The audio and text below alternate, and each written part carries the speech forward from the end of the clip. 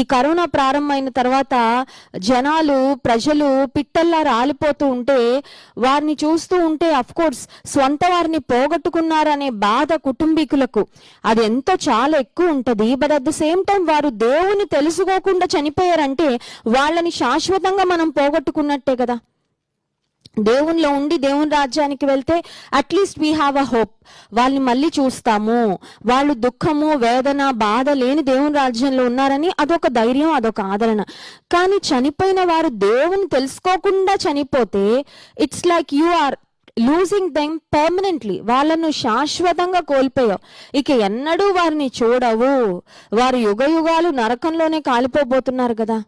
నిజంగా ఈ కరోనా ప్రారంభమైన తర్వాత ఆ భారం ఎక్కువైపోయింది. ప్రభువా, నశించిపోతున్న ఆత్మలను రక్షించయ్యా. ప్రతిరోజు నీ సువార్త ఈ యూట్యూబ్ ఛానల్ ద్వారా, టీవీల ద్వారా ఎన్నో విధాలుగా ప్రకటించబడుతుంది.